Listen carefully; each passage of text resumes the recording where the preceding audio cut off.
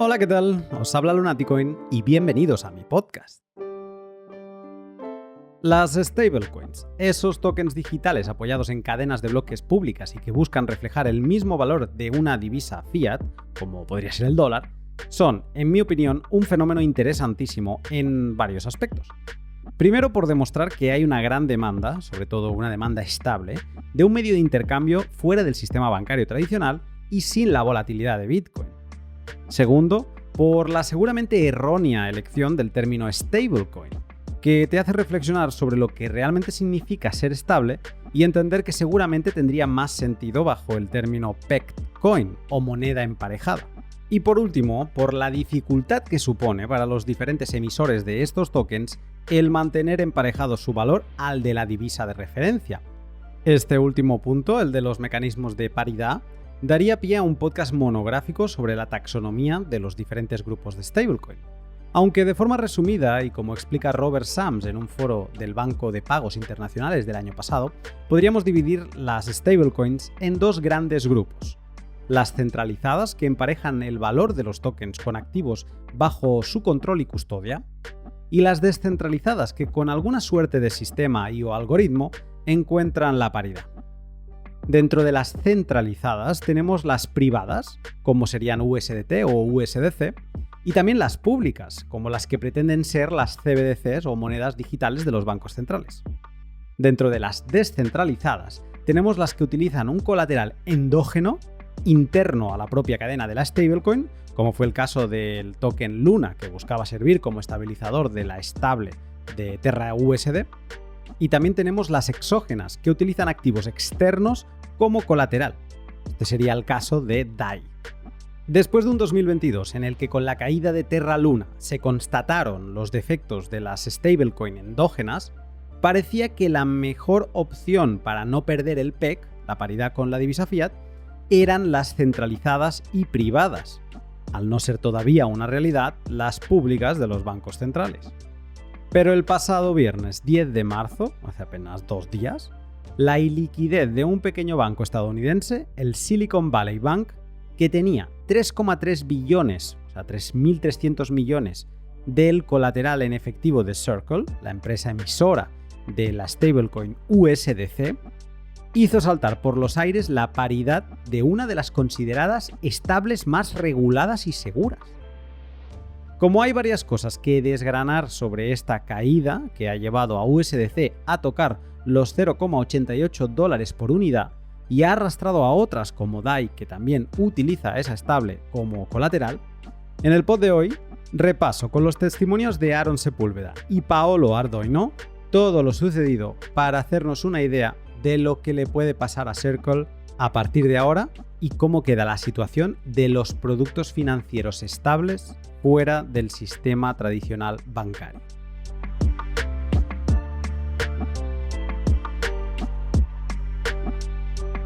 Si cuando escuches el pod te aporta valor y aprendes algo nuevo, la mejor forma que tienes de apoyarme es practicando el valor por valor, y lo puedes hacer desde cualquier aplicación de podcasting 2.0 como Fountain o enviando un zap a la nota de publicación en Nostr. Links tanto de Fountain como de Nostr en la descripción. El boost más grande de esta semana está compartido entre 3 personas, en concreto por Marcelus, que me lo ha enviado vía Fountain, y luego también por 2 zappers que todavía no consigo hacerme la idea de cómo averiguar quién ha sido, pero lo conseguiré. Así que en la próxima sección de Valor por Valor compartiré quién ha sido y los comentarios.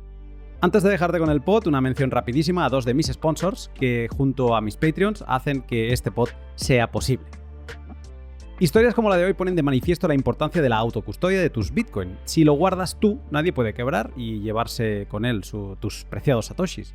Y para ello lo mejor que puedes hacer es cortando de raíz la posibilidad de que alguien custodie esos Bitcoin y dejar de comprar en casas de cambio centralizadas y hacerlo en HODL HODL, la web donde podrás comprar de otro particular con la seguridad de que nadie se va a ir sin haberte entregado los sats que te corresponden y sin que HODL HODL custodie esos Bitcoin en ningún momento.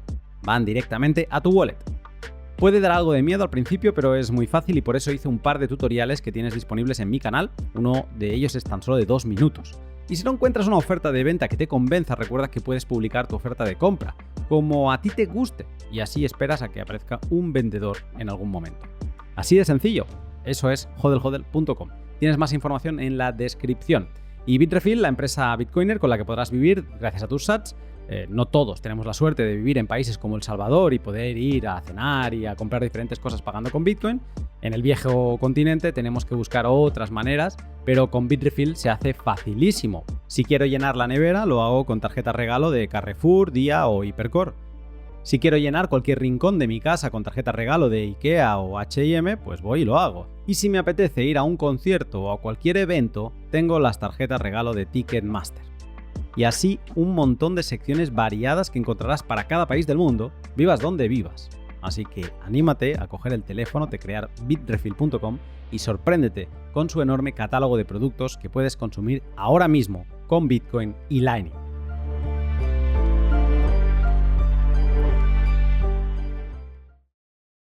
Vamos con la cronología de los hechos para entender lo sucedido con la pérdida de la paridad de USDC y DAI vivida entre el viernes y sábado 10 y 11 de marzo. Y para ello hemos de hablar primero de un banco californiano, el Silicon Valley Bank, y cómo una crisis de liquidez ha sido la primera ficha de dominó en caer en la desestabilidad de las estables. Te lo podría contar yo, pero he pensado que mejor te lo puede explicar el presidente Roosevelt desde exactamente el 12 de marzo de hace 90 años, desde 1933. Manda narices. Fíjate cómo nos cuenta Franklin esta situación vivida en el Silicon Valley Bank del viernes pasado. Amigos, ante todo quisiera exponer el simple hecho de que cuando depositas dinero en un banco, el banco no lo coloca en una caja de seguridad. Invierte su dinero en muchas formas de crédito, en bonos, en papel comercial y en muchos otros tipos de préstamos. En otras palabras, el banco pone su dinero a trabajar para mantener los engranajes de la industria y la agricultura en movimiento. Una parte relativamente pequeña del dinero que deposita en el banco se mantiene en moneda. Una cantidad que en tiempos normales es completamente suficiente para cubrir las necesidades de efectivo del ciudadano promedio. En otras palabras, la cantidad total de toda la moneda del país es solo una proporción relativamente pequeña de los depósitos totales en todos los bancos del país. ¿Qué sucedió entonces durante los últimos días de febrero y primeros días de marzo? Debido a la falta de confianza por parte del público, se produjo una precipitada corrida bancaria por una gran parte de nuestra población para convertir los depósitos bancarios en moneda o en oro. Una carrera tan grande que los bancos más sólidos no pudieron conseguir suficiente moneda para satisfacer la demanda. La razón de esto fue que, en el momento, por supuesto, era imposible vender activos perfectamente sólidos de un banco y convertirlos en efectivo, a menos que los vendas a precios de pánico, que estén muy por debajo de su valor real. 90 años después, la situación es exactamente como la detallada por el presidente Roosevelt. Primero, el Silicon Valley Bank hace un cambio de estrategia con préstamos que hacía a corto plazo, a 12 meses, los empieza a hacer a 10 años, financiándose, ojo, con depósitos bancarios en un periodo donde el interés era cero. Con la subida de los intereses por parte de la Fed para combatir la inflación, el valor de esos préstamos cae, porque paga más tenerlo en bonos del Tesoro americano. Y la gente empieza a retirar depósitos para irse a otro lugar más rentable. Ante una pillada de dedos monumental, gente retirando depósitos que son ilíquidos, el Silicon Valley Bank se ve obligado a vender esos préstamos a 10 años en pérdidas, con todo el descuento, ¿no?, que le han de hacer. Y además, no pocas pérdidas. El rumor corre, el pez se empieza a morder la cola y se genera una corrida bancaria como las vividas a inicios del siglo XX en Estados Unidos, que lleva a mal vender todavía más activos, llevando al banco a la insolvencia y haciendo que la Corporación Federal de Seguros de Depósitos tome el control del banco para proteger a sus depositantes. Para la tarde del 3 de marzo, hace una semana, el viernes, apenas un banco en el país estaba abierto para hacer negocios. Algunos de nuestros banqueros se han mostrado incompetentes y deshonestos en el manejo de los fondos del pueblo. Había usado el dinero confiado a ellos en especulación y préstamos imprudentes. Por supuesto, esto no era cierto en la inmensa mayoría de nuestros bancos, pero sí era verdad en un número suficiente para dar miedo a la población estadounidense por un plazo de tiempo, haciéndolos entrar en un estado de inseguridad y en un estado de ánimo en el cual no distinguían, sino que parecían asumir que los actos de unos pocos habían ensuciado a todos. Y así se convirtió en el trabajo del gobierno el enderezar esta situación y hacerlo lo más rápido posible. Y ese trabajo se está realizando ahora mismo. ¿Y qué tiene que ver esto con la stablecoin de Circle, el USDC? Pues bien, esto es muy divertido porque los emisores centralizados privados de estos tokens estables funcionan muy a la par como lo hacían los bancos libres de Escocia del 1700. Para emitir pasivos, que en este caso es el USDC, necesitan activos del cliente, que en este caso son dólares montantes y sonantes. El negocio de USDC reside en invertir estos dólares convencionales en préstamos a corto plazo que le permitan tener liquidez en el caso de que alguien les venga a canjear esos USDC de vuelta en dólares tradicionales. Se parecen en mucho y difieren en mucho. Por eso es interesante el tópico, porque vas a ver que donde el punto es bien sencillo, sus promesas de pago, a lo que le llamamos pasivos, se utilizan para hacer otros pagos. Son medios de cambio y son muy dinerables porque son muy estables. En eso ves la banca escocesa, la banca canadiense de 1800, banca escocesa de 1700, ves a las stablecoins, tienen la misma función.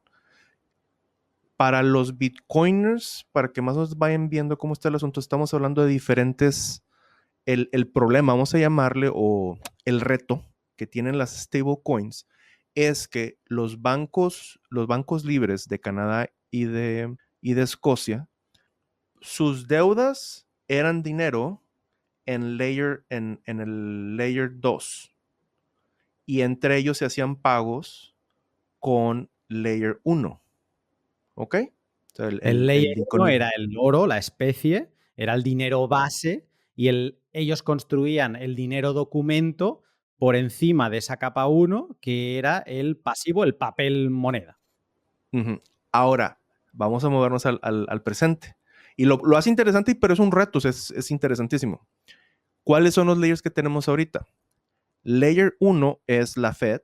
Los pasivos de la Fed es lo que ahorita funcionan como si fuera oro en el mundo. Y por eso es algo extraño, porque son el oro del mundo, pero ellos lo crean como ellos quieren. O sea, es como que está muy extraño eso, ¿no? Y por lo tanto Bitcoin emerge, o sea, punto, ¿no? O sea, la intuición de todo mundo creo que está en el camino correcto, y por eso me gusta mucho la comunidad Bitcoin, porque las intuiciones están en la dirección correcta. Ok, el Fed crea el Layer 1, los bancos comerciales como SVB, no sé cómo, no me acuerdo de cómo se llama, SVB, los bancos comerciales americanos son Layer 2. ¿Ok? Y entre ellos se pagan entre ellos con Layer 1. Las stablecoins se crean en el Layer 3 y vamos a decir, entre ellos se pagan con Layer 2. ¿Hasta ahí todo bien? De momento entendible. Capa 1, el dólar de la Fed.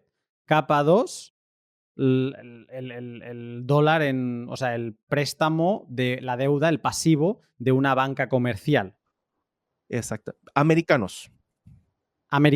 Y la capa 3 es ese pasivo que te emite una entidad como sería Circle, el USDC, apoyándose en un colateral que en parte tiene en una capa 2, que sería en esta banca comercial. Exacto. Los activos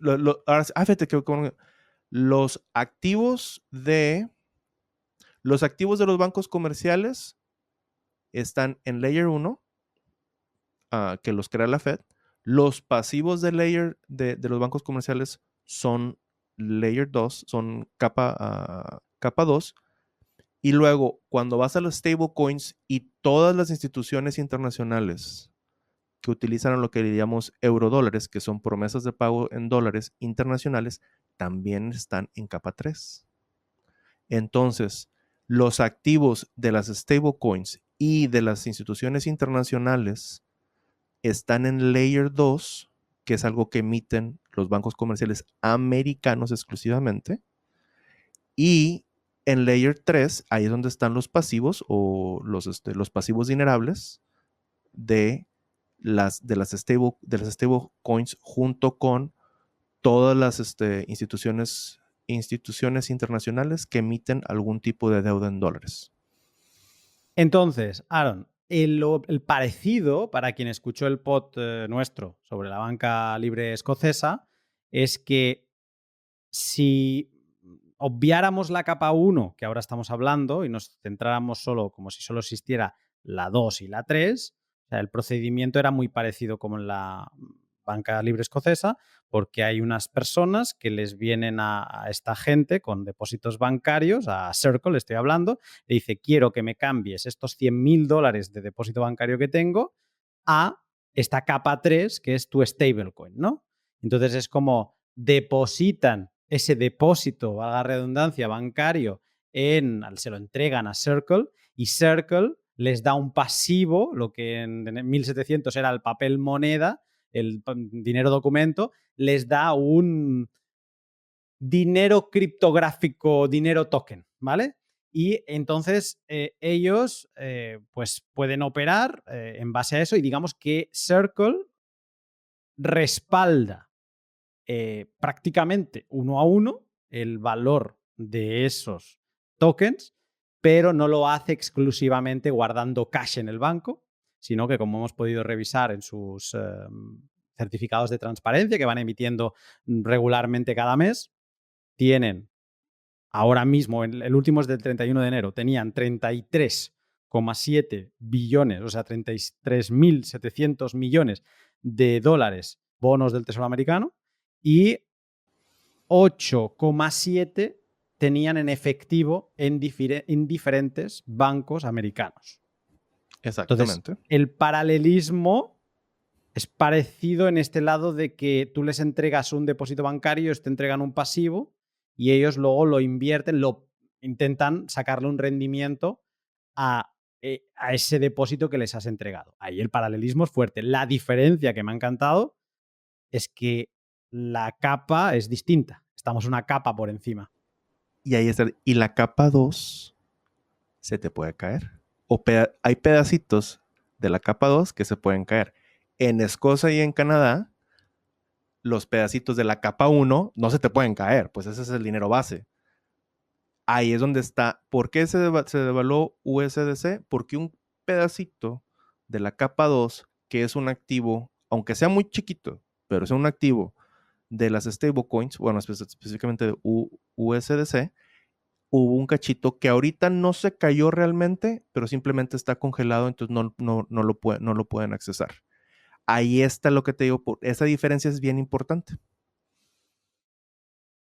Es importante destacar que lo que ha vivido Silicon Valley Bank es, de inicio, era un problema de liquidez, que esto lo explicamos perfectamente en el podcast que grabamos, que no es que tú no tengas activos que puedan respaldar todas los canjes que te está pidiendo la gente. Los tienes. El problema es que has invertido, has dado préstamos a muy largo plazo y son ilíquidos. No puedes liquidarlos. Entonces te pasa un poco como le pasó al antiguo banco de Escocia, que no tenía, o sea, que cuando la gente le vino, bueno, de hecho le vino el Royal Bank con todos aquellos billetes, no tenía liquidez para entregarle todo, lo tenía todo puesto en préstamos que le vencían a 1 año, a más plazo, ¿no? Y por lo tanto tenía que esperar. Te lo puedo pagar, no te digo que no, pero te tienes que esperar. Y eso es un poco lo que le ha pasado al Silicon Valley Bank, que luego, por mala práctica, ha empezado a malvender para intentar apagar el incendio, ¿no? A pérdidas. Y eso, me comentabas fuera de grabación, que le puede llevar a la insolvencia. Pero en un inicio, todo esto empieza por una crisis de liquidez que de golpe el Silicon Valley Bank se queda sin posibilidad de poder entregar a sus clientes lo que le están pidiendo, porque lo tienen en activos y líquidos, y uno de esos clientes es USDC. USDC le reclama, de momento al menos se ha dicho, 3,3 billones en dólares americanos o 3.300 millones, ¿no? Que se diría aquí, y esos no se los ha podido entregar, pero claro, tiene pasivos, Circle, tiene pasivos emitidos, tiene tokens emitidos que en teoría están respaldados por esos 3.300 millones que tiene ahí y líquidos. Congelados. Ándale, ahorita están ilíquidos. Eran líquidos y ahorita están ilíquidos. Y esa es la situación en la que estamos. Exactamente. O sea, cuenta que se transfiere. El problema de liquidez de un pedacito de la capa 2 se transfirió a un problema de liquidez a la capa 3. O sea, hubo un contagio de falta de liquidez por muy malos manejos de SVB. Ahí es hasta donde vamos. Entonces, ahí es donde está el problema. Ya vimos que hay similaridades y hay sus diferencias importantes. Ahora, ya se está recuperando USDC precisamente porque, y esta es una de las cosas importantes de por qué normalmente no decimos que se tienen que diversificar los activos nuestros y de los bancos también. Al parecer, USDC fue suficientemente responsable para que su reserva, el dinero, el activo más líquido, que sería un depósito bancario americano, no lo tenía en un solo banco. Parece que lo tenía repartido como en 8 bancos diferentes, precisamente para por si pasa algo extraño, no tienes acceso en un banco, bueno, tienes acceso a muchos otros. Inmediatamente, cuando todo el mundo empieza a vender la USDC, baja a que llegó tan bajo sí bajó al punto 8. Punto 88, punto 89. Fue lo más bajo. Digo, es un 10%, 11% de caída, que es bastante. Todo el mundo se estaba deshaciendo de la USDC y con el acceso que tiene a capa 2 de los bancos, de los otros bancos donde tenía depósitos bancarios americanos, agarra esos depósitos, va y compra esas parte de sus tokens para sacarlos de circulación y que el precio se recupere. Ya está más o menos recuperado a 96 centavos por dólar y ya están las cosas mejor. Mañana vamos a saber más, obviamente, ¿verdad? Pero hasta ahorita las cosas se ven mejor. En un podcast que grabé en inglés hace un mes con Paolo Ardoino, CTO de la stablecoin más grande en capitalización, Tether, conocida por muchos, y que también el podcast en concreto acabo de publicar en paralelo con otros comentarios que hacía sobre Key, Nostr y Per Credit, le pregunté sobre los parecidos de la emisión y liquidación de stablecoins con el dinero privado de la banca libre escocesa. Más concretamente sobre si en 2022 se vivieron duelos de pasivos como los vividos entre el antiguo banco y el Royal Bank de Escocia, de Edimburgo, en 1727. Su respuesta no deja indiferente y da una imagen muy realista de lo que va a tener que vivir Circle estos días para demostrar su liquidez. Paolo, ¿fue así? ¿Se vivieron duelos de pasivos en el sector de las stablecoins el año pasado? Es un punto de vista muy interesante y creo que la respuesta breve es sí. La respuesta larga es que los hedge funds tomaban prestado USDT de Genesis Trading, que ahora se declararon en quiebra, y también de muchas otras empresas, hoy en día también en quiebra, y trataron de vender Tether para causar una gran liquidación, posiblemente también una corrida bancaria, para intentar ver e intentar probar lo que estaban pensando en sus mentes. Estaban seguros en sus cabezas, que es bastante divertido y loco a la vez, de que Tether no tenía todo el dinero que se suponía que debía tener, que Tether no tenía todos los respaldos que se suponía que tenía. Así que comenzaron a acumular USDT tomándolo prestado y luego, al mismo tiempo, después de Terra Luna, comenzaron a canjearlos todos a la vez, ¿verdad? creando pánico, creando más y más redenciones y así sucesivamente. La realidad de las cosas es que ese fue en realidad, en mi opinión, el mejor momento para Tether. Es decir, el momento en que Tether demostró que no es como los demás, no es como un banco, no es como nuestros competidores. Tether fue capaz de canjear 7.000 millones en 48 horas. Todas estas redenciones se cumplían. Todos venían a nosotros dispuestos a canjear Tether y USDT. Y siempre honramos estas liquidaciones de USDT. No fallamos ni uno. Por lo tanto, en 2 días, es decir, 48 horas, se redimieron 7.000 millones. Fueron el 10% de nuestras reservas. Hemos sido el único banco en sufrir esto en los últimos 30 años del sector tradicional, de la industria bancaria. Solo un banco fue objeto de redenciones del 10% en 10 días, que eso sería una quinta parte de lo sucedido en Tether, y se declararon en quiebra. Mientras que Tether hizo la misma cantidad de redenciones en el 10% en solo 2 días, sin ningún problema. Pero hay más. Tether también fue capaz de canjear en total, en 30 días, 20.000 millones, que fueron el 25% de nuestras reservas, y sin ningún problema. Por lo tanto, en retrospectiva, por supuesto, fue un momento estresante porque había mucho pánico en el mercado y todos esperaban que Tether fallara, pero Tether no falló y todos estaban equivocados. Terra Luna acababa de explotar y luego la gente ya estaba hablando de Three Arrows y luego de Celsius y todos los demás. Pero con el beneficio de la retrospectiva fue un gran momento, uno de los mejores momentos de Tether. Porque ya no se trata solo de mostrar que estamos respaldados en el papel. Somos la única stablecoin que tiene pruebas reales. Somos la única stablecoin que se resistió y resistió a la mayor liquidación del mundo. Ni siquiera los bancos pueden hacer eso. Ellos, si ahora vas y tienen tu dinero en una cuenta bancaria, por ejemplo, vas al banco y le pides el 10 o el 20% de lo que tengas. Estoy seguro de que el banco dirá, no puedes hacer eso. No podemos. Danos 1 año, danos 2 años.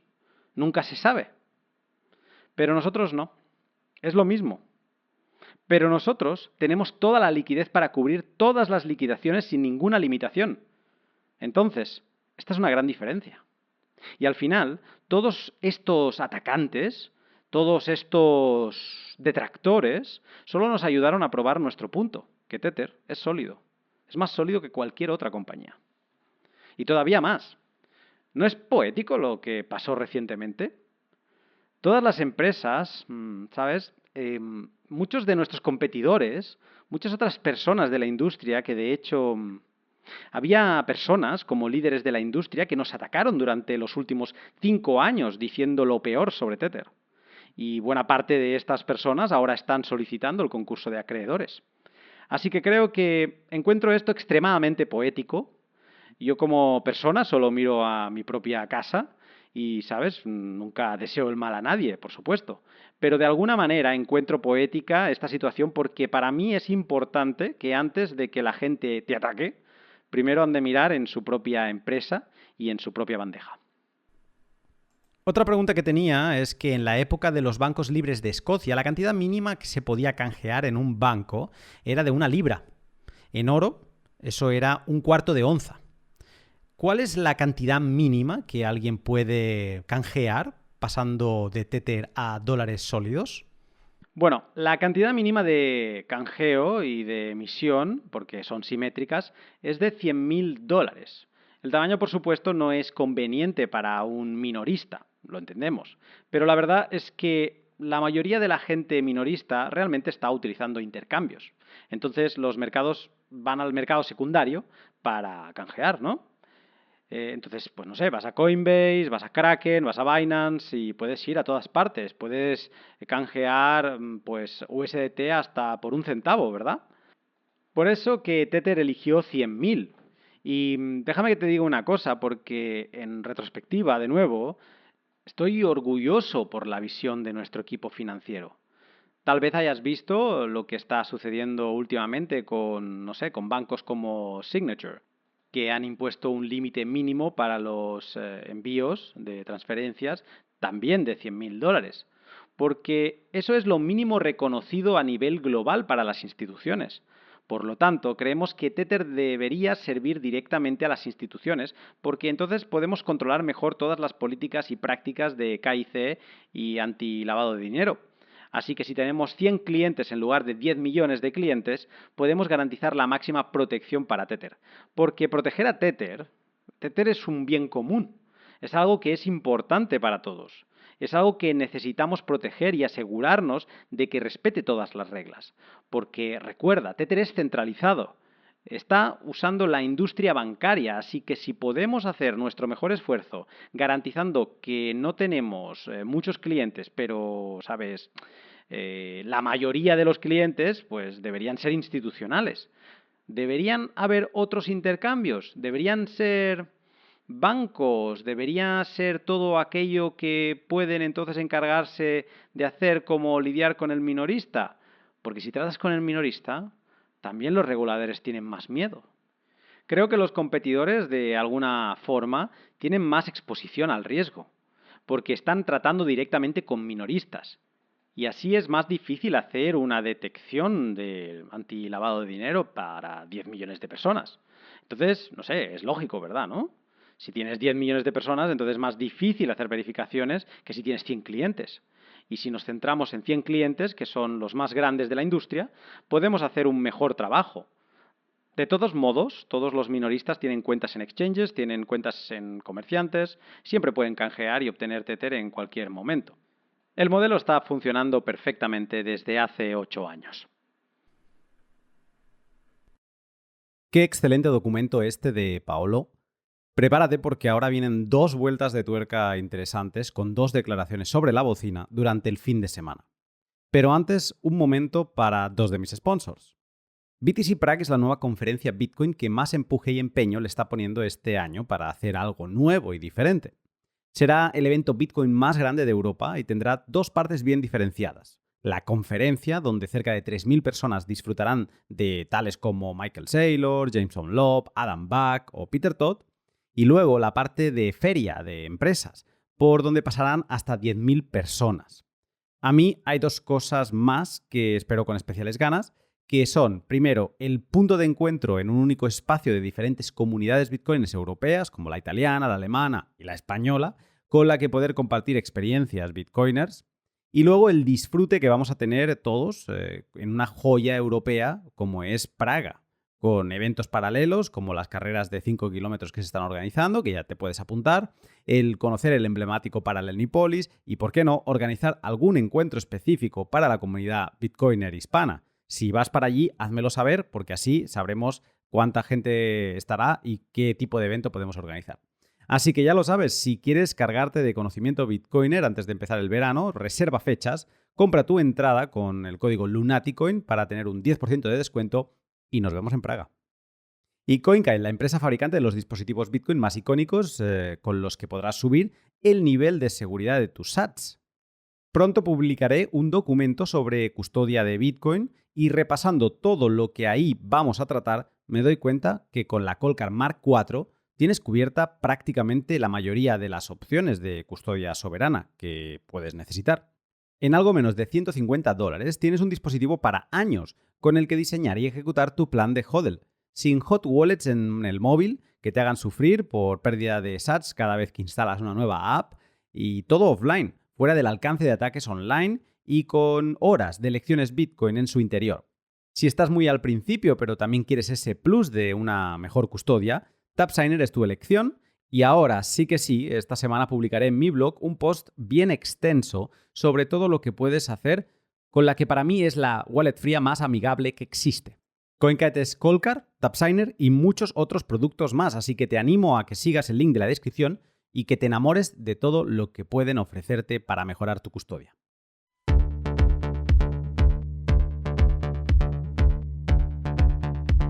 Comunicado de Circle sobre el estado de USDC en relación al Silicon Valley Bank del sábado 11 de marzo de 2023.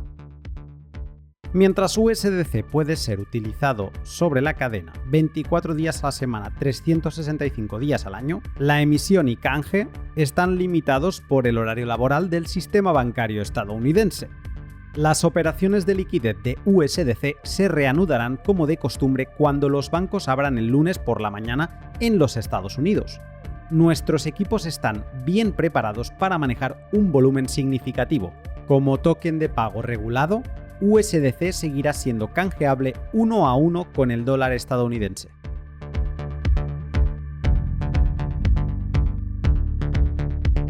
Sobre el reinicio de la canjeabilidad de USDC por USD que hará Circle a partir de mañana lunes, Roosevelt ha querido decir lo siguiente. Como resultado, empezamos mañana lunes con la apertura de bancos. Es posible que cuando los bancos reanuden, muy pocas personas que no hayan recuperado su miedo puedan volver a hacer retiros. Permítanme aclararles que los bancos se ocuparán de todas las necesidades, excepto, por supuesto, de las demandas histéricas de órdenes. Y mi creencia es que el acaparamiento durante la pasada semana se ha convertido en un tiempo malgastado en todas partes de nuestra nación. No es necesario, sin ir más lejos, cuando la gente se encuentre que puede obtener su dinero, que pueden recibirlo cuando lo deseen para todos los fines legítimos, el fantasma del temor pronto será desterrado. Independientemente de que el precio se recuperó después de este anuncio y llegó a los 0,90 y tantos, es muy destacable el hecho de que USDC haya perdido el PEG fuera de horario bancario, fuera del horario en que cualquier poseedor de USDC puede ir a canjear el activo. ¿Por qué ha perdido el PEG, la paridad USDC? O sea, el punto es, lo que tiene miedo el mercado ahorita, de manera perfectamente razonable, es que aunque la cantidad de activos congelados que tiene USDC o Circle es muy pequeña, son activos que eran muy líquidos, que fácilmente sacas, compras tus tokens y los retiras de circulación y me mantienes el PEG bien estable. Si se te pierden un poquito de esos estables al corto, es como el asunto de preferencia temporal austriaco, te lo juro que lo aplicas en absolutamente todo. Todo lo que estamos viendo es teoría austriaca. Ya Menger y von Baber ya nos lo dijeron. Me acuerdo que cuando estaba tratando de enseñar o publiqué algunas cosas de cómo deberíamos de entender algunas doctrinas como la imputación de Menger. Un buen amigo Billy dice que de joven, creo que en la preparatoria, que sería 12º, 11º grado, se le ocurrió leer a Menger y leer a von Baber, y cuando empezó a estudiar finanzas se le hacía la cosa más sencilla del mundo estudiar finanzas, porque ya le habían enseñado von Baber y Menger la importancia del valor del dinero a través del tiempo. Está ahí. Preferimos bienes presentes a bienes futuros, y si no me vas a dar un bien futuro, te lo voy a tener que descontar porque me estás haciendo esperar. Bueno, el punto es, si ahorita este activo presente, que es muy líquido, que lo puedes usar ahorita para controlar tu PEG, si te lo congelan, no es que no tengas el resto de activos. El problema es que por lo menos en el corto plazo no vas a poder mantener tu PEG tan fijo, y literalmente eso fue lo que pasó. Por más que USDC quisiera, no iba a poder mantener el PEG en el corto plazo, que es muy diferente a un plazo intermedio, que a veces el plazo intermedio pues es indefinido y puede ser 2-3 días, puede ser unas semanas. No es algo que dure más de un mes la pérdida del PEG, precisamente porque tienen activos para vender, y creo que estábamos viendo bien el balance contable de USD mezclado con Circle. No nada más que sus activos son a corto plazo, que es muy seguros, y los puedes vender rápidamente, te los descuentan muy poquito. Muchos de los activos que tienen te los van a pagar más tardar el siguiente mes. Significa que un largo de los activos te los van a pagar la siguiente semana. O sea, te esperas 3 días y te va a haber un flujo de dinero que los mismos activos te van a estar dando. ¿Por qué? Porque son a corto plazo. Y ese es, si leen a Rayo, y ven las conferencias de Rayo, el enfoque de los bancos comerciales que tienen deudas a muy corto plazo, a invocación, que nunca sabes cuándo te lo van a pedir, la manera más segura cuando tú le puedas saber si ese banco es seguro o no es seguro, siempre va a depender de lo que decimos en inglés duración financiera de los activos. Entonces necesitas que los activos sean a corto plazo. Con esto que me decías ahora, es que es verdad, hemos estado revisando el balance y de qué tipo de activos tienen, y es buenísimo que el bono del Tesoro americano que tienen a más largo plazo es a abril de este año. O sea, esa es ya, o sea, la deuda que tienen es a cortísimo plazo. Es de una dinerabilidad espectacular. Tú me decías, es de lo que se considera dinero eso, ¿no? Eso no es como tener Por invertido debajo de 3 meses. es que no es ni 3 meses, es que estamos a marzo, es que es a un mes y medio vista. Perdona, no, el informe era del 31 de enero, o sea, abril para 31 de enero era 2 meses y medio. Pero bueno, por debajo de 3 meses. Ah, ok.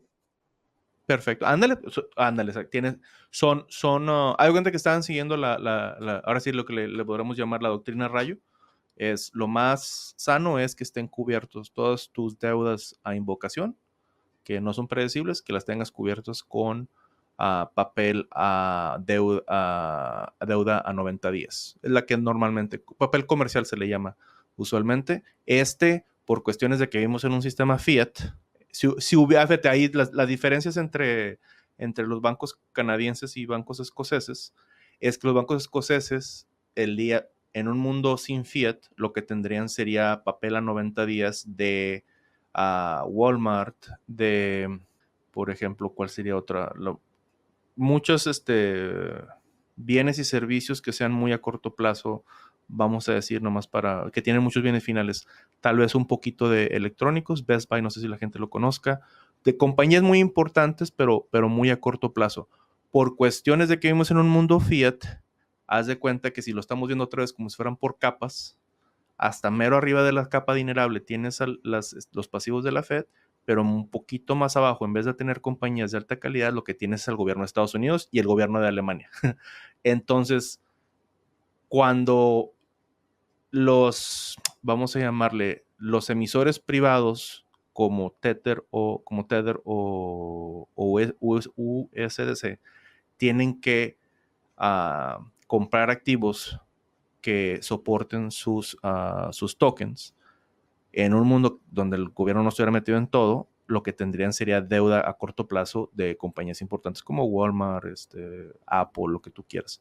Ahorita tienen que, les guste o no, comprar deuda de Estados Unidos, tal vez deuda de Alemania, por el simple hecho de que ahorita, en estos momentos, son los más dinerables.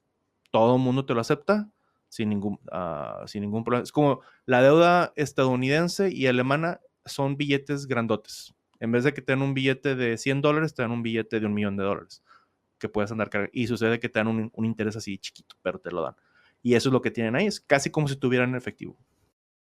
Es una no similitud con la banca libre escocesa y una quizá similitud con la mal llamada banca libre estadounidense, es que aquí sí que, por la razón que sea, en este caso lo acabas de explicar tú perfectamente, es porque es lo más dinerable que hay, pero sí que se apoyan en deuda pública. En aquel entonces estaban obligados a pasar por deuda estatal, que era malísima, bueno, depende del estado donde estuviera, pero era malísima, y ahora mismo pasan por una deuda pública, pero que seguramente en finanzas debe ser de lo mejor que hay, y más ahora estando como está el tema. Ahí está el asunto. La razón, pues fíjate, lo importante de tener una capa 1 dura, no fiat, es que la razón por la cual se nota inmediatamente que la deuda estatal era mala es porque la capa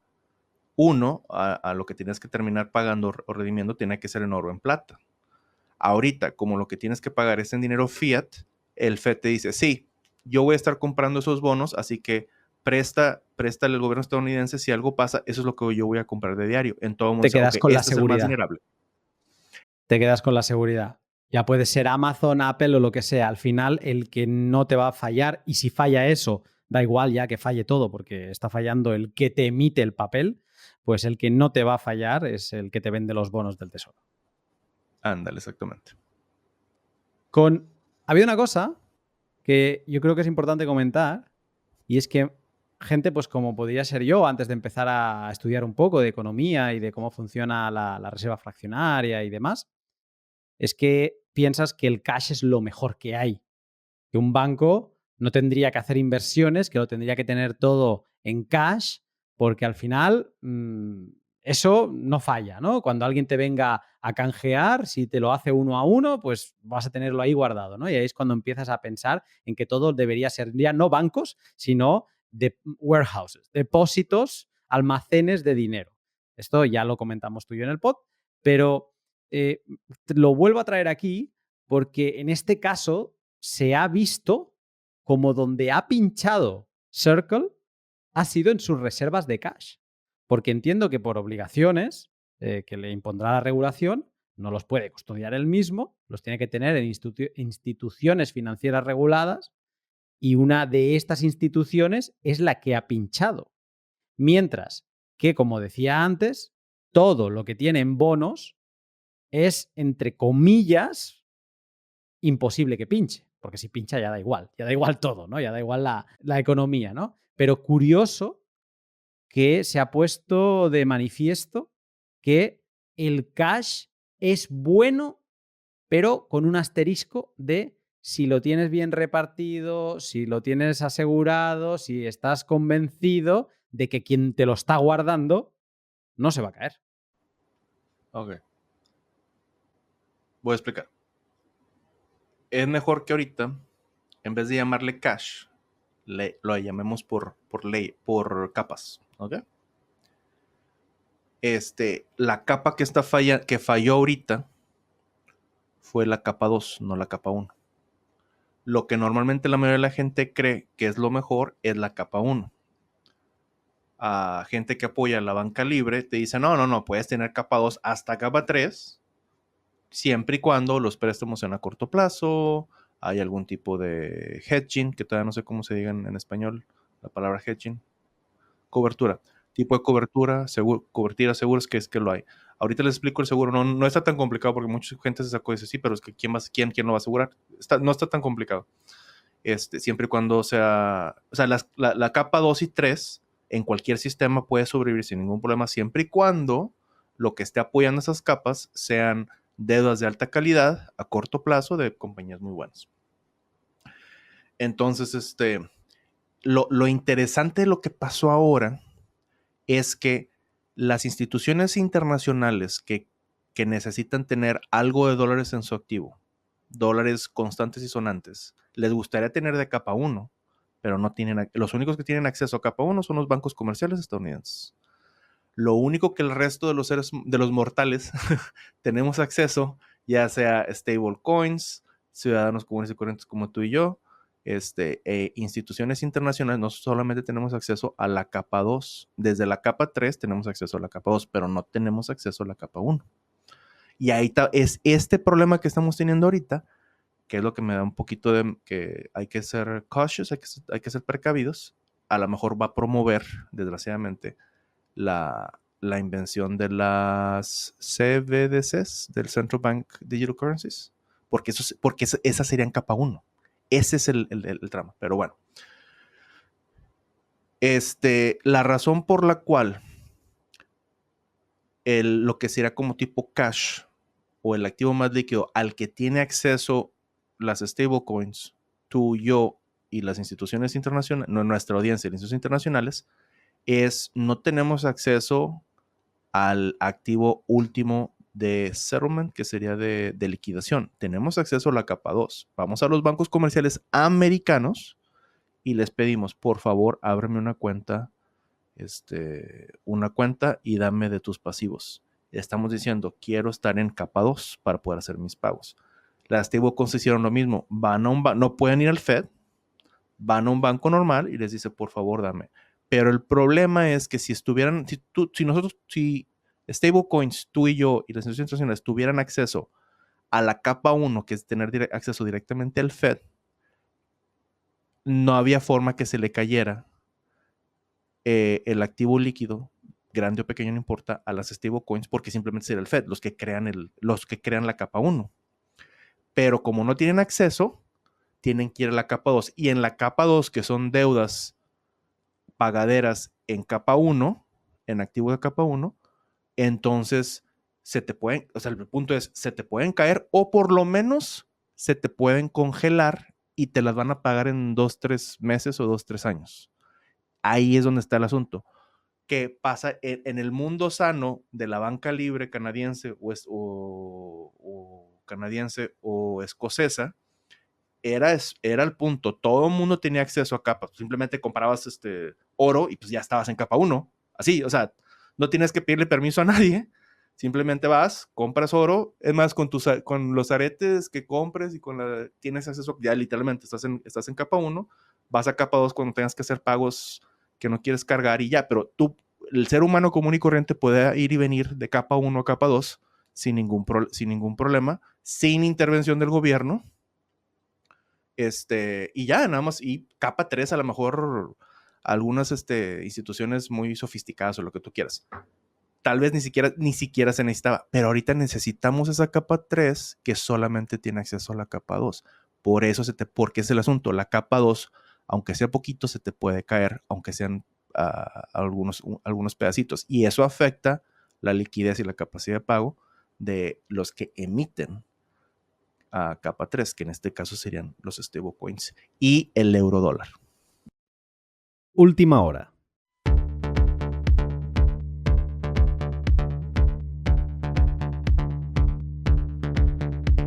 Declaración conjunta del Tesoro, la Reserva Federal y la Corporación Federal de Seguros y Depósitos del 12 de marzo de 2023.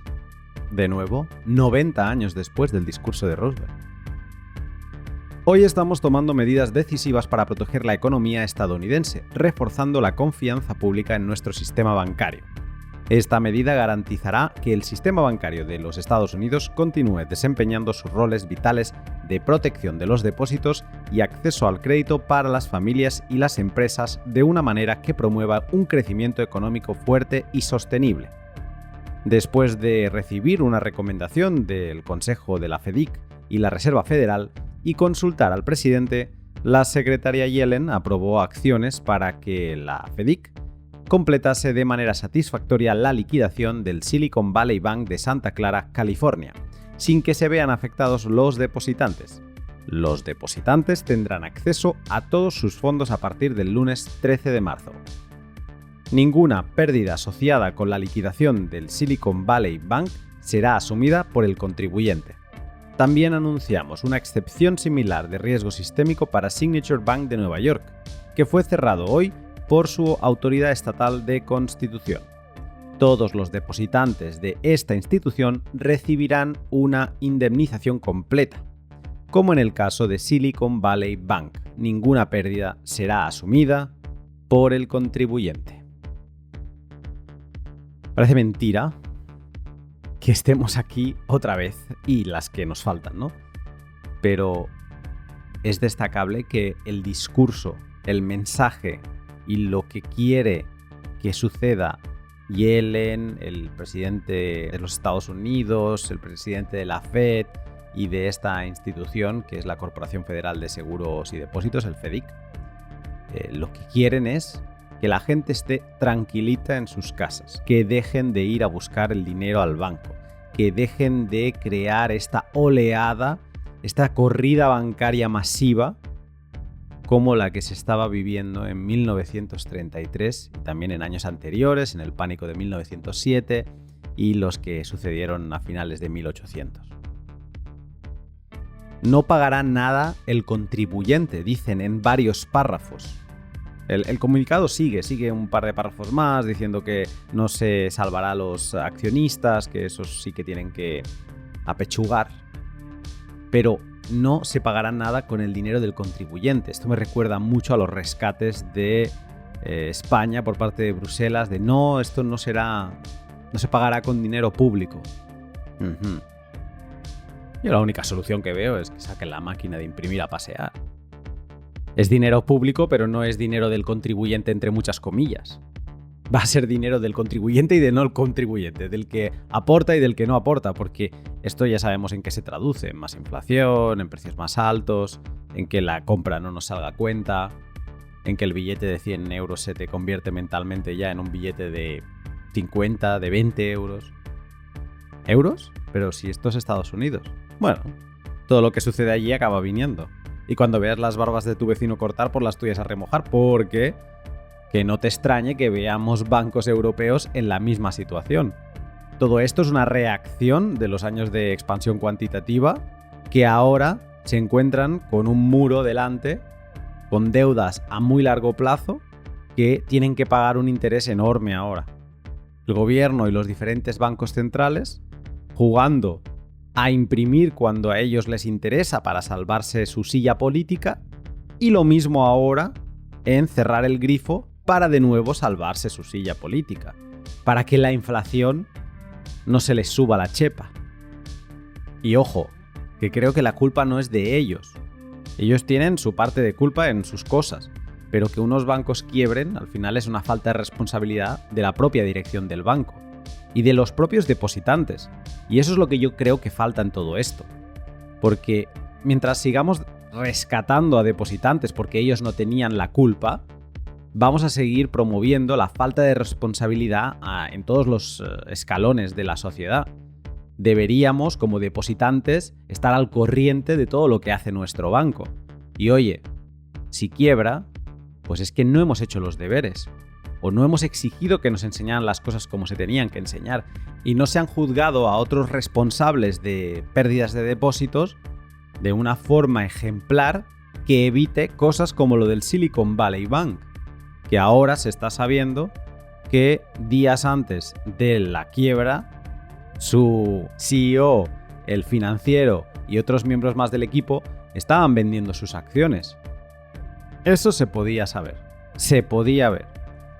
Pero como vivimos en una sociedad donde nadie es responsable de nada y en el peor de los casos pues ya vendrá el Estado a salvarnos, acabamos pagando el pato todos por otro lado. Eso es lo bonito de Bitcoin. Que como cuando una vez lo transmites ya está, no hay tu tía. Y aparte no se puede imprimir de la nada, sino que si lo has perdido pues lo perdiste, te hace ser responsable en todos los movimientos que das. Y no tengo ninguna duda de que un poco de esta forma de ver el mundo les haría falta a todas estas instituciones que he mencionado, a la banca en general y a los ciudadanos. Aquí no se salva nadie.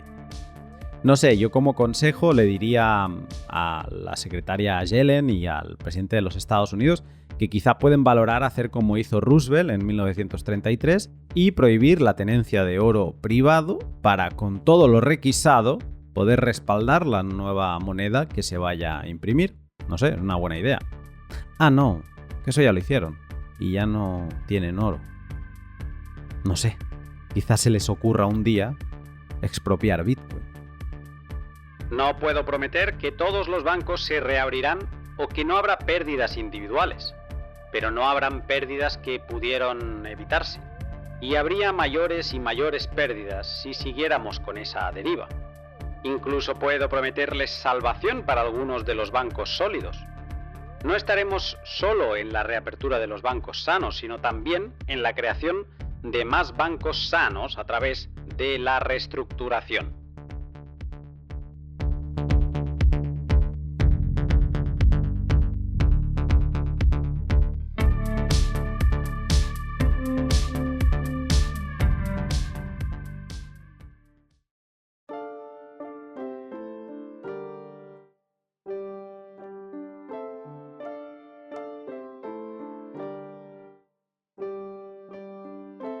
Desde Bitcoin la necesidad de estabilidad no pasa desapercibida y ya son varios los equipos que trabajan sobre propuestas de productos financieros que utilizan a Bitcoin como base y producen algo, una stablecoin o algo parecido, para proveer de esa estabilidad en poder de compra. Por ejemplo, tenemos el caso de la custodial y centralizada StableSats de Galoy Money, que es una especie de producto financiero apoyado en un mercado de derivados centralizado de OKEX que proporciona pues esa estabilidad en dólares, pero que lo que hay debajo no deja de ser Bitcoin. También tenemos la propuesta bastante similar de 10101 Finance, que es 21 en binario, que habilitan la creación de contratos por diferencia peer-to-peer entre particulares y que de forma nativa en Bitcoin permiten estabilizar el valor de los sats con un único tercero a tener en cuenta que es un oráculo. Aunque eso, para hablar de eso, tengo otro pod sobre DLCs, que también se podría ver de qué manera se puede todavía descentralizar muchísimo este oráculo y hacer la solución más descentralizada y convertir a esta solución en la opción más descentralizada. Y luego tenemos otros esfuerzos destacables como los de Money on Chain, que llevan años trabajando en la cadena lateral Rootstock con su stablecoin DOC, Dollar on Chain, colateralizada 100% en RBTC. Ahora, ya en 2023, tenemos precedentes de inestabilidad para stablecoins descentralizadas endógenas como Terra Luna, para stablecoins descentralizadas exógenas que utilizan stablecoins centralizadas como colateral, como es el caso de DAI, y ahora, sorprendentemente, en stablecoins centralizadas privadas y reguladas como USDC. Se les está allanando el camino a los reguladores y bancos centrales para sacar pecho y, no sé, para decir que la única stablecoin o tipo stablecoin que tiene sentido es una máquina de espionaje llamada CBDC, criptodólar o criptoeuro. ¿Queda hueco más allá de las propuestas nativas de StableSat sobre DLCs que he mencionado para proporcionar estabilidad lo más soberana posible a los bitcoiners que así lo precisen? Yo creo que sí, que hay espacio para esas soluciones y que por mucho que fantasee con hiperbitcoinización, la discusión sobre la estabilidad de Bitcoin está más activa que nunca y toca seguir construyendo para armarnos de herramientas soberanas. Y si esta idea no te convence, siempre te queda la opción de escuchar al presidente Roosevelt. La gente estará nuevamente contenta de tener su dinero donde será cuidado de manera segura y donde lo podrán utilizar convenientemente en cualquier momento. Les puedo asegurar, amigos míos, que es más seguro guardar el dinero en un banco abierto que guardárselo bajo el colchón. Yo, por mi lado, seguiré investigando sobre estas luces y sombras y te lo traeré en próximos episodios.